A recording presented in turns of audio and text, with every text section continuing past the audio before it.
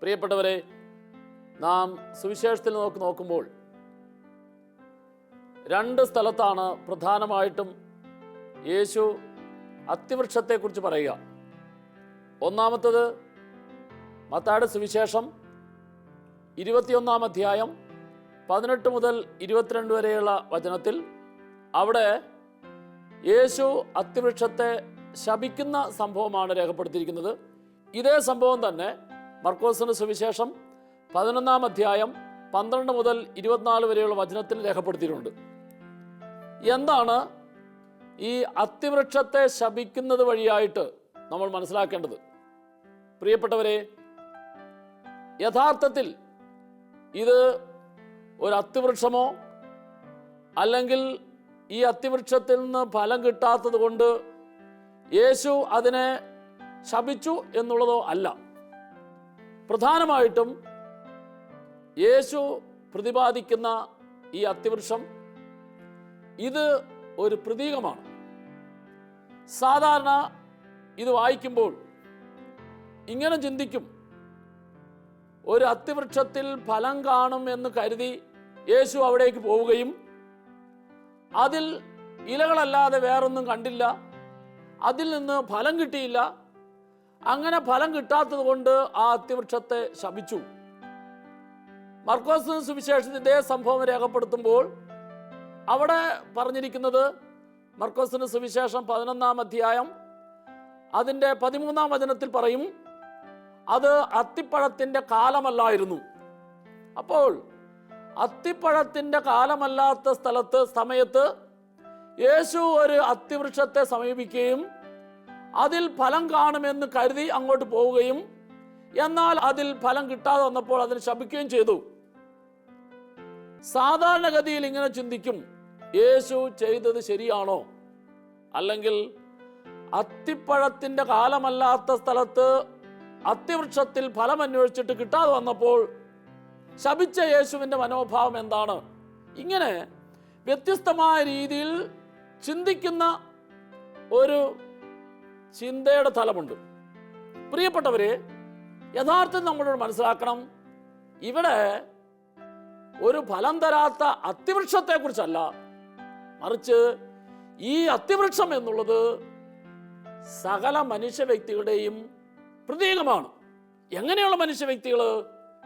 യേശു ആഗ്രഹിക്കുന്നതായ നന്മയുടെയും സ്നേഹത്തിൻ്റെയും ഫലം നൽകുന്നില്ല എങ്കിൽ ഈ നന്മയുടെയും സ്നേഹത്തിൻ്റെയും ഫലം ലഭിക്കാതിരിക്കാൻ മനുഷ്യനിലെ ഏത് പാപത്തിൻ്റെ ഏത് തിന്മയുടെ കാരണമാണോ ഉള്ളത്, ആ പാപത്തിൻ്റെയും തിന്മയുടെയും പ്രവൃത്തി അവനെ നാശത്തിലേക്ക് നയിക്കും എന്ന സൂചനയാണ്. പ്രിയപ്പെട്ടവരെ, നമ്മൾ ഈ ബൈബിൾ വചനത്തിൻ്റെ യേശു ഉപയോഗിക്കുന്ന ഈ ഉപമയുടെ അർത്ഥം മനസ്സിലാകണമെങ്കിൽ മത്തായിയുടെ സുവിശേഷത്തിൽ ഈ യേശു ശപിച്ച അത്തിവൃക്ഷത്തെക്കുറിച്ച് പ്രതിപാദിക്കുന്നതിന് തൊട്ടു മുമ്പ് ദേവാലയ ശുദ്ധീകരണത്തെക്കുറിച്ചാണ് രേഖപ്പെടുത്തിയിരിക്കുന്നത്.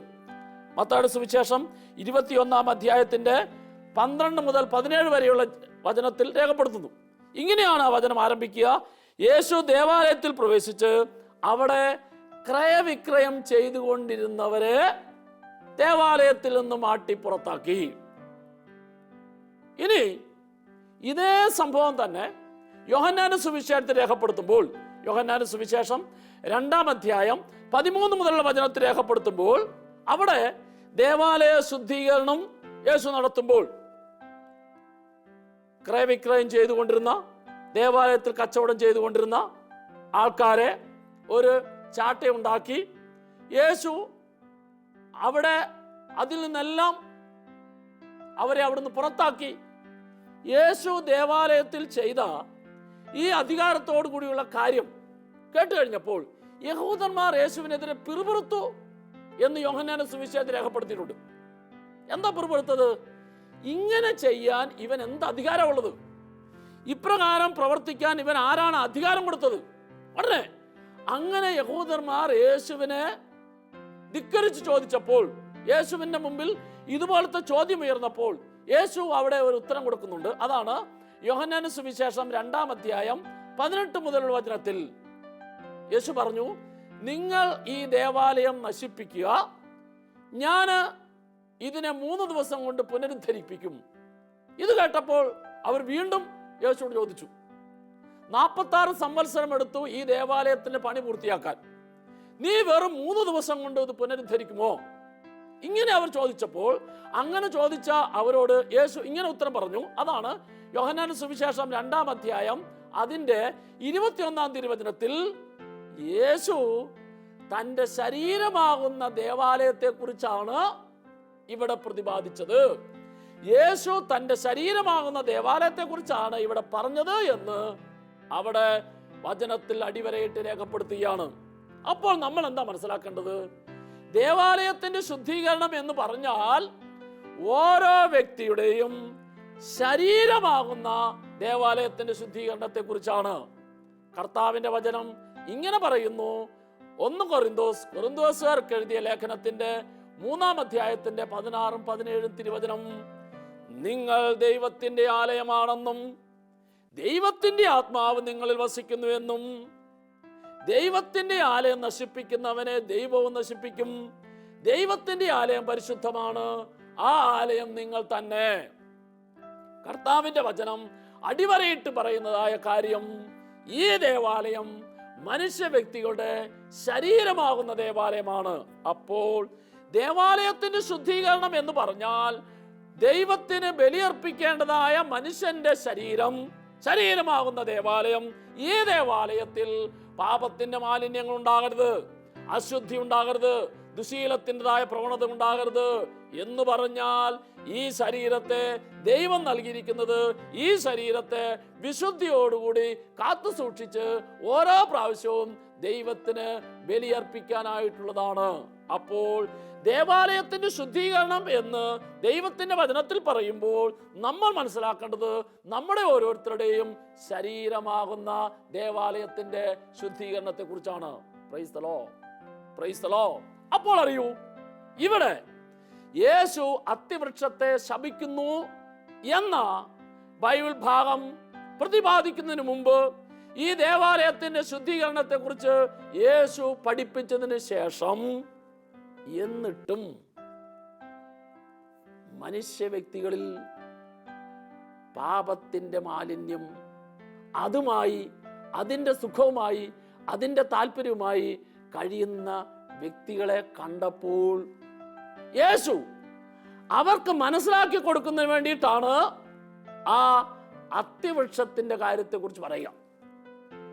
പ്രിയപ്പെട്ടവരെ, അത്തിവൃക്ഷം അത് കപടതയുടെ പ്രതീകമാണ്. എന്താണ് കപടത? ഒന്ന് ചിന്തിക്കുന്നു, വേറൊന്ന് പറയുന്നു, വേറൊന്ന് പ്രവർത്തിക്കുന്നു. ചിന്ത, സംസാരം, പ്രവൃത്തി തമ്മിൽ ബന്ധമില്ല. ഇതിനെയാണ് കപടത എന്ന് പറയുന്നത്. നിങ്ങൾ യേശുവിൻ്റെ പഠനം ശ്രദ്ധിച്ചാൽ, യേശു പഠിപ്പിച്ച് ശ്രദ്ധിച്ചാൽ, യേശുവിനെ ഏറ്റവും കൂടുതൽ വേദനിപ്പിച്ചൊരു കാര്യം മനുഷ്യനിലെ കപടതയാണ്.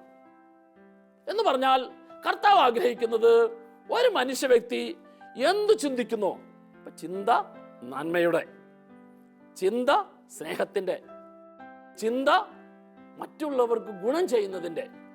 ഇനി ഈ ചിന്ത നന്മയുടെയും സ്നേഹത്തിന്റെയും മറ്റുള്ളവർക്ക് സന്തോഷം കൊടുക്കുന്നതായ ചിന്തയായാൽ നിന്റെ വാക്കും ഈ ചിന്തക്കനുസരിച്ചുള്ളതായിരിക്കണം. നിന്റെ പ്രവൃത്തിയും ഈ വാക്കുകൾക്കനുസരിച്ചുള്ളതായിരിക്കണം. അപ്പോഴാണ് നീ യഥാർത്ഥത്തിൽ ദൈവത്തിന്റെ മുമ്പിൽ സ്വീകാര്യനായിത്തീരുന്നത്. ഇതില്ലാതെ കപടതയുമായിട്ട് നടക്കുന്ന വ്യക്തികളെ ദൈവം വെറുക്കുന്നു. അങ്ങനെയുള്ളവരെ യേശു താക്കീത് ചെയ്യുന്നതായിട്ട് നമുക്ക് കാണാൻ സാധിക്കും. അതിനുള്ള ഏറ്റവും വലിയ ഉദാഹരണമാണ് മത്തായിയുടെ സുവിശേഷം 23-ാം അധ്യായത്തിന്റെ 13 മുതലുള്ള വചനങ്ങളിൽ. അവിടെ നിയമജ്ഞരെ കുറിച്ചും ഫരിസേയരെ കുറിച്ചും യേശു പറയുന്നത് ഇങ്ങനെയാണ്: കപടനാട്യക്കാരായ നിയമജ്ഞരെ ഫരിസേയരെ നിങ്ങൾക്ക് ദുരിതം, കാപട്യമുള്ള നിയമജ്ഞരെ ഫരിസേയരെ നിങ്ങൾക്ക് ദുരിതം എന്ന് പറയുമ്പോൾ നിങ്ങൾ ഒന്ന് പറയുന്നു, ആ പറയുന്നത് നിങ്ങൾ പ്രവർത്തിക്കുന്നില്ല. നിങ്ങളുടെ പറച്ചിലും പ്രവൃത്തിയും തമ്മിൽ വളരെയധികം വ്യത്യാസമുണ്ട്. അങ്ങനെയുള്ളവരെയാണ് കർത്താവ് കപടനാട്യക്കാരെ എന്ന് പറഞ്ഞത്. അപ്പോൾ നിയമജ്ഞരുടെയും ഫരിസേയരുടേതുമായ പ്രവർത്തികൾ അവർ പറയുന്നത് പോലെയല്ല. അവര് വലിയ വലിയ കാര്യങ്ങൾ മനുഷ്യരെ പഠിപ്പിക്കുന്നു, എന്നാൽ ജീവിതത്തിൽ അത് പ്രാവർത്തികമാക്കുന്നില്ല എന്ന് പറയുമ്പോൾ ജീവിതത്തിൽ പ്രാവർത്തികമാക്കാത്ത കാര്യത്തെക്കുറിച്ച് മറ്റുള്ളവരെ പഠിപ്പിച്ചു കൊടുക്കുന്നു. ഇത്തരത്തിലുള്ള പഠനം കപടതയുടെ പഠനമാണ് എന്ന് യേശു അവർക്ക് താക്കീത് ചെയ്തുകൊണ്ട് മനസ്സിലാക്കി കൊടുക്കുകയാണ്. ഇനി ആ പറച്ചിൽ അങ്ങോട്ട് മുമ്പോട്ട് പോകുമ്പോൾ പ്രിയപ്പെട്ടവരെ, മത്തായിയുടെ സുവിശേഷം 23-ാം അധ്യായം 27, 28 വചനങ്ങളൊക്കെ ആവുമ്പോഴേക്കും യേശു അവിടെ വളരെ ശക്തമായിട്ട് പറയുകയാണ്, കപടനാട്യക്കാരായ നിയമജ്ഞരെ ഫരിസേയരെ നിങ്ങൾക്ക് ദുരിതം, നിങ്ങൾ വെള്ളയടിച്ച കുഴിമാടങ്ങൾക്ക് സദൃശ്യമാണ് എന്ന് പറയുമ്പോൾ പുറമേ നിന്ന് നോക്കുമ്പോൾ വെള്ളയടിച്ച കുഴിമാടം മനോഹരമായിട്ട് കാണപ്പെടുന്നു. പക്ഷേ അതിൻ്റെ ഉള്ളിൽ മനുഷ്യരുടെ അസ്ഥികളും സർവ്വവിധ മാലിന്യങ്ങൾ കൊണ്ട് നിറഞ്ഞിരിക്കുന്നു. ഇതുപോലെയാണ് നിങ്ങളുടെ ഉള്ളും. പ്രിയപ്പെട്ടവരെ, നമ്മൾ മനസ്സിലാക്കേണ്ടത് യേശു ക്രിസ്തു ഇതിലൂടെ അർത്ഥമാക്കുന്നത് എന്നും എപ്പോഴും നിന്റെ ഹൃദയം പരിശുദ്ധമായിരിക്കണം, ഹൃദയം വിശുദ്ധിയുള്ളതായിരിക്കണം. ജെറമ്യാ പ്രവാചകന്റെ പുസ്തകം 17-ാം അധ്യായം അതിന്റെ 9-ഉം 10-ഉം തിരുവചനത്തിൽ ഇങ്ങനെ പറയുന്നു, ഹൃദയം മറ്റെന്തിനേക്കാൾ കാപഠ്യമുള്ളതാണ്, ശോചനീയമാംവിധം ദുഷിച്ചതാണ്, അതിനെ ആർക്കാണ് മനസ്സിലാക്കാൻ സാധിക്കുക? അപ്പോൾ ലോകത്തിലെ ഒരു മനുഷ്യർക്ക് മനസ്സിലാക്കാൻ സാധിക്കാത്ത നിന്റെ ഹൃദയത്തിന്റെ അവസ്ഥ, ഈ ഹൃദയത്തിൽ കപടതയുണ്ടാകരുത്, കാപഠ്യവുമായിട്ട് നീ നടക്കരുത് എന്ന് ശ്രദ്ധിക്കൂ. ഇത്രയും യേശു പ്രതിപാദിക്കുമ്പോൾ ഇനി ആദ്യം പറഞ്ഞ ആ യേശു ശപിച്ച അത്തിവൃക്ഷത്തിന്റെ ആ കാര്യത്തിലേക്ക് വരൂ. ഇവിടെ ദേവാലയ ശുദ്ധീകരണം കഴിഞ്ഞ് മനുഷ്യന്റെ ഹൃദയത്തിൽ, ജീവിതത്തിൽ, ശരീരത്തിൽ ഉള്ളതായ എല്ലാ അശുദ്ധിയെയും കഴുകിക്കളയണമെന്ന് പഠിപ്പിച്ച യേശു ഈ പഠിപ്പിച്ചു കഴിഞ്ഞ് നഗരത്തിലേക്ക് പോകുമ്പോൾ, പ്രിയപ്പെട്ടവരെ, അതാണ് അത്തിവൃക്ഷത്തെ ശപിക്കുന്നു എന്ന ബൈബിൾ വചനത്തിന്റെ ആ ഹെഡിങ്ങിൽ ഇങ്ങനെയാണ് വചനം തുടങ്ങുന്നത്, പ്രഭാതത്തിൽ യേശു നഗരത്തിലേക്ക് പോകുമ്പോൾ അവന് വിശന്നു. ഇവിടെ നമ്മൾ മനസ്സിലാക്കണം, നഗരത്തിലേക്ക് പോകുമ്പോൾ, നഗരം ജനങ്ങൾ നിറഞ്ഞിരിക്കുന്ന സ്ഥലമാണ്. അപ്പോൾ ശരീരമാകുന്ന ദേവാലയത്തിന്റെ പരിശുദ്ധിയെ കുറിച്ച് പഠിപ്പിച്ചിട്ട് ശരീരമാകുന്ന ദേവാലയത്തിന്റെ പരിശുദ്ധിയെ കളങ്കപ്പെടുത്തുന്ന കാര്യങ്ങളെല്ലാം മനുഷ്യൻ തൻ്റെ ശരീരത്തുനിന്ന് ശുദ്ധീകരിക്കണമെന്ന് പഠിപ്പിച്ചിട്ട് വീണ്ടും യേശു ജനക്കൂട്ടം താമസിക്കുന്ന സ്ഥലത്തേക്ക്, നഗരത്തിലേക്ക് പോകുമ്പോൾ അവന് വിശന്നു. യേശു വിശപ്പ് എന്ന വാക്ക് ഉപയോഗിക്കുമ്പോൾ അവിടെ എല്ലാം ഒരു മനുഷ്യൻ പോലും പാപം മൂലം, ലോകസുഖം മൂലം, ജഡിക പ്രവണത മൂലം നശിക്കരുത്. കർത്താവിൻ്റെ ലക്ഷ്യം യോഹന്നാന്റെ സുവിശേഷം 3-ാം അധ്യായം 16-ാം തിരുവചനം, ഒരു വ്യക്തി പോലും നശിച്ചു പോകരുത്, എല്ലാവരും രക്ഷപ്പെടണം. ഇതാ കർത്താവ് ഇത് പഠിപ്പിച്ചിട്ട് മുമ്പോട്ട് പോകുമ്പോൾ ഒരു ജനക്കൂട്ടം, അല്ലെങ്കിൽ ആ ജനക്കൂട്ടം ഇസ്രായേലിന്റെ പ്രതിനിധിയാണ്. ഇന്ന് ഈ ലോകത്തിൽ നമ്മൾ ഓരോരുത്തരും അതിനകത്ത് പെടുന്നു എന്ന് പറഞ്ഞാൽ അർത്ഥം, ഏതെല്ലാം മനുഷ്യ വ്യക്തിയാണോ കർത്താവിന്റെ വചനം കേട്ടിട്ട്, കർത്താവിന്റെ വചനം മനസ്സിലാക്കിയിട്ട് ആ വചനത്തെ സ്വീകരിച്ച് ശുദ്ധീകരിക്കാതെ വീണ്ടും കപടതയുമായിട്ട് നടക്കുന്നത്, വീണ്ടും ആ വചനത്തിൽ അധിഷ്ഠിതമായ ജീവിതം നയിക്കാതെ മറ്റുള്ളവരെ കാണിക്കുന്നതിന് വേണ്ടിയിട്ട് നടക്കുന്നത്, അങ്ങനെയുള്ള ഓരോ വ്യക്തിയും കർത്താവിന്റെ മുമ്പിൽ ഫലം സ്വീകരിക്കാതെ തള്ളിക്കളയപ്പെടുന്ന വ്യക്തികളാണ് എന്ന കാര്യം ഇതിലൂടെ സൂചിപ്പിച്ചു തരികയാണ്. അപ്പോൾ നഗരത്തിലേക്ക് പോകുമ്പോൾ യേശുവിന് വിശന്നു.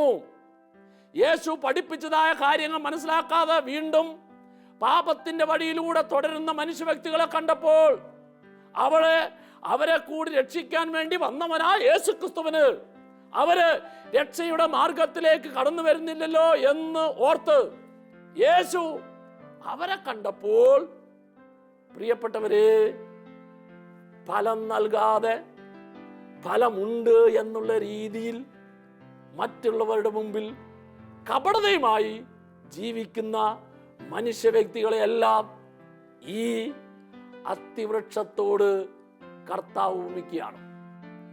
ഫലം തരാത്ത അത്തിവൃക്ഷം പോലെ തന്നെ മനുഷ്യ വ്യക്തികൾ നന്മയുടെയും സ്നേഹത്തിൻ്റെയും വിശ്വസ്തതയുടെയും ഫലം നൽകുന്നതിന് പകരം അത് നൽകാതെ നൽകുന്നുണ്ട് എന്ന് മറ്റുള്ളവരുടെ മുമ്പിൽ കാണിക്കുന്ന വിധത്തിൽ കപടതയുമായി കഴിഞ്ഞാൽ അങ്ങനെയുള്ളവർക്ക് കർത്താവ് ആഗ്രഹിക്കുന്ന ഫലം, ദൈവരാജ്യ അനുഭവം, സ്വർഗീയമായ ആനന്ദം അത് കിട്ടുകയില്ല എന്ന വെളിപ്പെടുത്തൽ കർത്താവ് ഇതിലൂടെ നൽകുകയാണ്.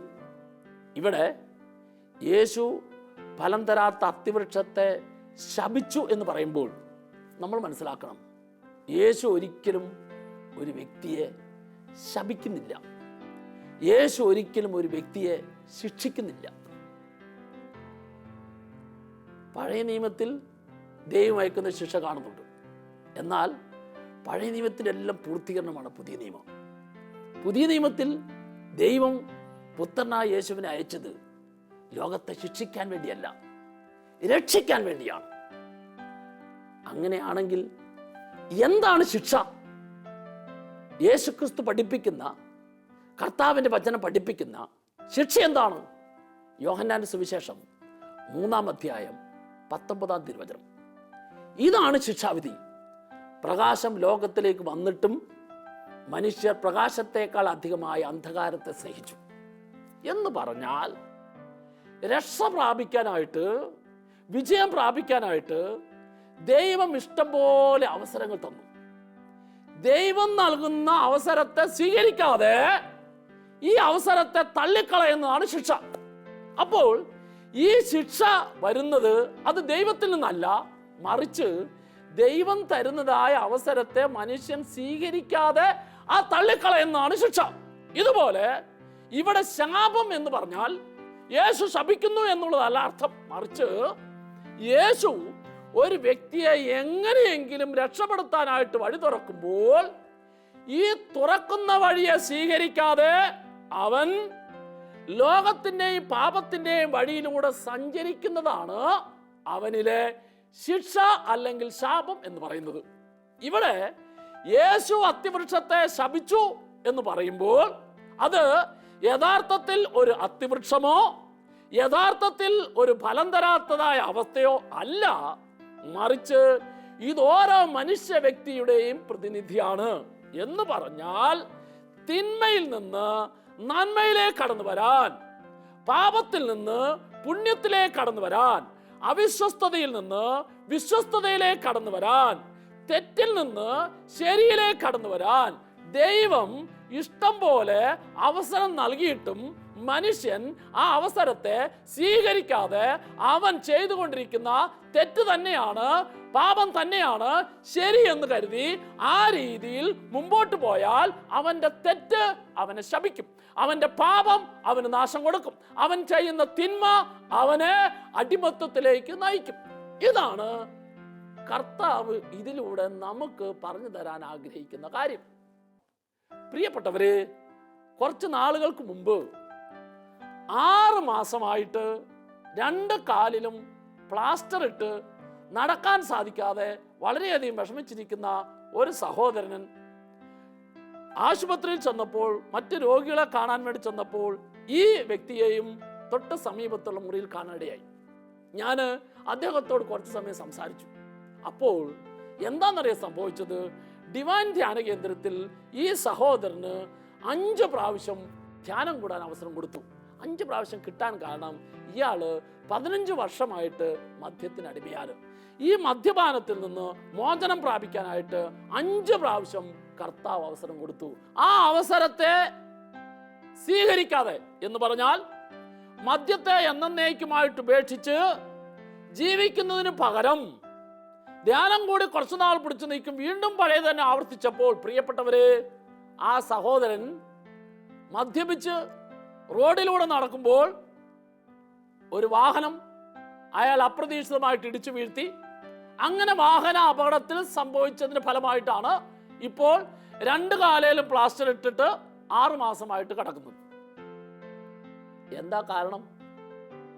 കർത്താവ് അയച്ച ശിക്ഷയല്ല അവന് സംഭവിച്ച ആ അപകടം, മറിച്ച് അവന്റെ ജീവിതത്തിലെ നാശകാരണമാകുന്ന മദ്യപാനത്തിൽ നിന്ന് രക്ഷപ്പെടാനായിട്ട് ദൈവം 5 പ്രാവശ്യം അവസരം കൊടുത്തിട്ടും കൊടുത്ത അവസരത്തെ സ്വീകരിക്കാതെ അതിനെ തള്ളിക്കളഞ്ഞപ്പോൾ ആ തള്ളിക്കളഞ്ഞതാണ് ഇപ്പോൾ അവന്റെ ജീവിതത്തിൽ ഈ അപകടമായി അവന് ഈ അവസ്ഥയിൽ കിടക്കാൻ കാരണം. ഞാൻ ആ സഹോദരനോട് കാര്യങ്ങൾ പറഞ്ഞ് മനസ്സിലാക്കി കൊടുത്തു, പ്രാർത്ഥിച്ചു. പ്രിയപ്പെട്ടവരെ, അതിനുശേഷം ആ സഹോദരൻ വീണ്ടും ഡിവൈനിൽ വന്ന് ധ്യാനം കൂടി. അവൻ 15 വർഷമായിട്ട് അടിമപ്പെടുത്തിയിരുന്ന മദ്യപാനത്തെ, 5 പ്രാവശ്യം ധ്യാനം കൂടിയിട്ട് ഉപേക്ഷിക്കാൻ പറ്റാത്ത മദ്യപാനത്തെ 6ാമത്തെ പ്രാവശ്യം ധ്യാനത്തിൽ കൂടി എന്നേക്കുമായിട്ട് ഉപേക്ഷിക്കാൻ തീരുമാനമെടുത്തു. വളരെ നല്ല രീതിയിൽ ഇപ്പോൾ ആ സഹോദരൻ ജീവിതം നയിക്കുന്നു. Praise the Lord. ഞാൻ പറഞ്ഞത്, ഒരിക്കലും ദൈവമല്ല മനുഷ്യനെ ശിക്ഷിക്കുന്നത്. ദൈവം ഒരിക്കലും മനുഷ്യനെ ശപിക്കുകയല്ല. പിന്നെ ഈ ശിക്ഷ, ശാപം എന്നെല്ലാം പറയുന്നത് രക്ഷപ്പെടുത്താനായിട്ട് ദൈവം തരുന്ന അവസരത്തെ മനുഷ്യൻ സ്വീകരിക്കാതെ അവൻ തള്ളിക്കളയുന്നതാണ് അവന്റെ ജീവിതത്തിൽ ശിക്ഷയും നാശവും ശാപവും ഒക്കെ ആയിട്ട് മാറുന്നത്. വളരെ കൃത്യമായിട്ടൊരു വചനം നമ്മൾ അടിവരയിട്ട് ജീവിതത്തിൽ സ്വീകരിക്കണം. റോമാലേഖനം 8-ാം അധ്യായം 1-ാം തിരുവചനം, യേശുക്രിസ്തുവിനോട് ഐക്യപ്പെട്ടിരിക്കുന്നവർക്ക്, യേശുക്രിസ്തുവിനോട് ഐക്യപ്പെടാൻ തയ്യാറാകുന്നവർക്ക്, യേശുക്രിസ്തുവിനോട് ഐക്യപ്പെടുക എന്ന് പറഞ്ഞാൽ ലോകസുഖത്തെ, പാപസുഖത്തെ, ജഡിക സുഖത്തെ, ഒരു മനുഷ്യന് താൽക്കാലികമായിട്ട് സന്തോഷം നൽകുന്ന ഏത് തിന്മയുടെ സുഖത്തെയും വിട്ടിട്ട് യേശുക്രിസ്തുവിനോട് ചേർന്ന് നിൽക്കാൻ തയ്യാറാകുന്ന ഒരു വ്യക്തിക്കും ഈ ലോകത്തിലെ ഒരു തിന്മയുടെ ശക്തിക്കും തൊടാൻ സാധിക്കില്ല, നശിപ്പിക്കാൻ സാധിക്കില്ല. അതിനാൽ യേശുക്രിസ്തുവിനോട് ഐക്യപ്പെട്ടിരിക്കുന്ന വ്യക്തികൾക്ക് ശിക്ഷാവിധിയില്ല.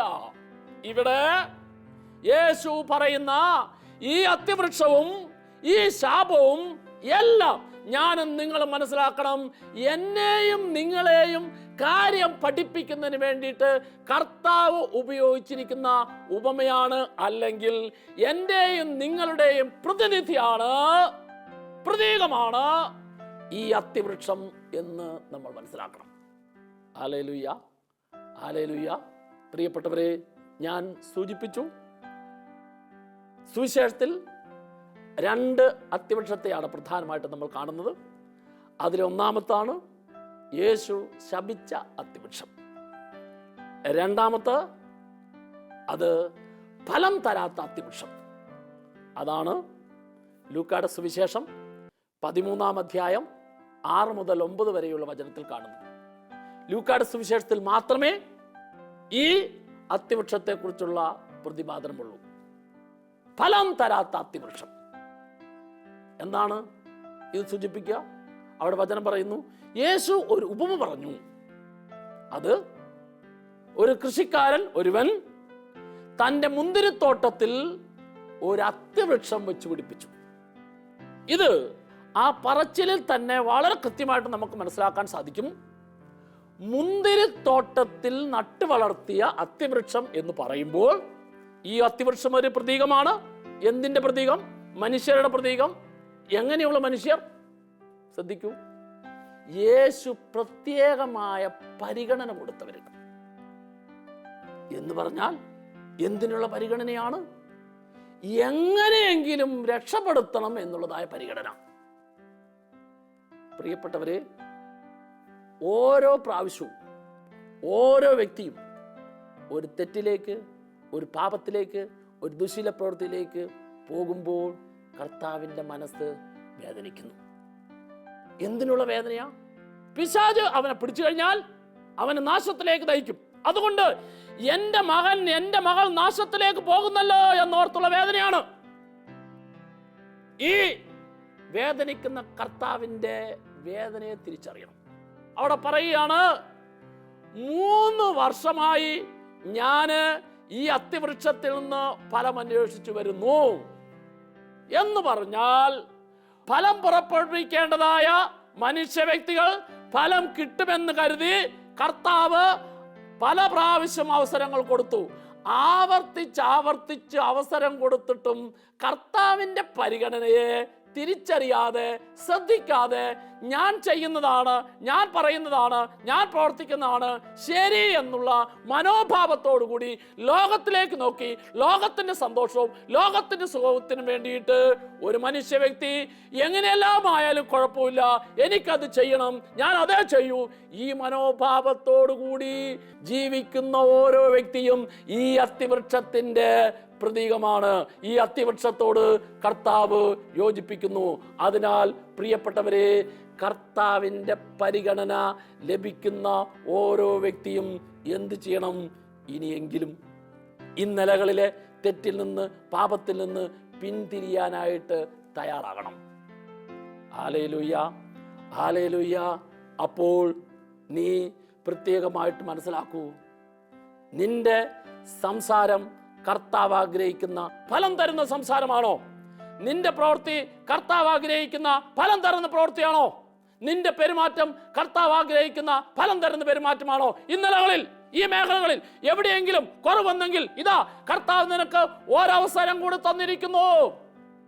ആ കൃഷിക്കാരൻ വൃക്ഷം നോക്കുന്ന, തോട്ടം നോക്കുന്ന ആൾക്കാരുടെ ആ മനുഷ്യന്റെ അഭ്യർത്ഥന മാനിച്ചിട്ട് ഒരു പ്രാവശ്യം കൂടെ ഇതിനെ ഒന്ന് നോക്കൂ, ഞാൻ ചുവട് കളച്ച് വളമിട്ട് അടുത്ത പ്രാവശ്യം വരുമ്പോൾ ഫലം നൽകാൻ തക്ക വിധത്തിൽ ഞാൻ ഇതിനെ ഒരുക്കാം.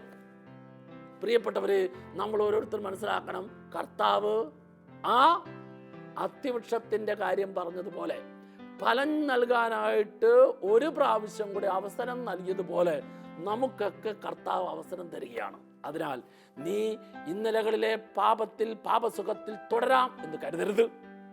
ഇന്നലകളിലെ പാപത്തിന്റെ പ്രവൃത്തികൾ ഏതെല്ലാമായാലും അതിൽ നിന്ന് പിന്തിരിഞ്ഞ് അനുതാപത്തോടെ കർത്താവിന്റെ സന്നിധിയിലേക്ക് തിരിച്ചു വരണം. പശ്ചാത്തപിച്ചില്ലെങ്കിൽ, തെറ്റിൽ നിന്ന് പിന്തിരിഞ്ഞില്ല എങ്കിൽ, ചെയ്തുകൊണ്ടിരിക്കുന്ന പാപത്തിന്റെ പ്രവൃത്തിയിൽ നിന്ന് പിന്തിരിഞ്ഞില്ല എങ്കിൽ, നീ ഫലം നൽകാത്തതായ ഒരു അത്തിവൃക്ഷമായാൽ ഏത് കാരണമാണോ നിന്നിൽ ഫലം തരാത്തതിൻ്റെ കാരണമായി തീരുന്നത്, ആ കാരണം നിന്നെ നശിപ്പിക്കും, ആ കാരണം നിന്നെ ശിക്ഷിക്കും, ആ കാരണം നിനക്ക് ദുഃഖവും വേദനയും അടിമത്തവും തരും. അതിനാൽ നമുക്ക് തിരിച്ചറിയാം, കർത്താവ് ആഗ്രഹിക്കുന്ന നന്മയുടെ ഫലം പുറപ്പെടുവിക്കുവാൻ എന്നിലെ പാപത്തിൻ്റെ പ്രവണത ഏതാണ്, കപടതയുടെ അവസ്ഥ ഏതാണ്, തിന്മയുടെ അവസ്ഥ ഏതാണ്, അതിനെ ഓർത്ത് തെറ്റിപ്പോയി എന്ന ചിന്തയോടെ പശ്ചാത്തപിച്ച് തിരിച്ചു വരാൻ തയ്യാറാകാം. പശ്ചാത്തപിച്ച് തിരിച്ചു വരാൻ തയ്യാറായാൽ മാറോട് ചേർത്ത് ആലിംഗനം ചെയ്ത് നന്മയുടെ ഫലം പുറപ്പെടുവിക്കുവാൻ കർത്താവ് നിന്നെ ഒരുക്കുന്നു. ഒരു നിമിഷം കരങ്ങൾ കൂപ്പി കണ്ണുകടച്ച്, കർത്താവേ, നീ ആഗ്രഹിക്കുന്ന നന്മയുടെ ഫലം എൻ്റെ ഈ ജീവിതം കൊണ്ട് ഇന്നലകളിൽ എനിക്ക് പുറപ്പെടുവിക്കുവാൻ സാധിച്ചില്ല എങ്കിൽ, ഇതാ നീ എനിക്ക് ഇന്നു മുതൽ നൽകുന്ന പുതിയ അവസരത്തെ തിരിച്ചറിഞ്ഞ് ഇന്നലകളിലെ എല്ലാ പാപത്തിൻ്റെ വഴികളെയും വിട്ട് നന്മയുടെ വഴികളിലേക്ക് തിരിച്ചു വരുവാനുള്ള ദൈവിക ചൈതന്യം എനിക്ക് നൽകണമേ, ദൈവിക ശക്തി എനിക്ക് നൽകണമേ, ദൈവിക ബോധ്യം എനിക്ക് നൽകണമേ. യേശുവേ നന്ദി, യേശുവേ സ്തോത്രം.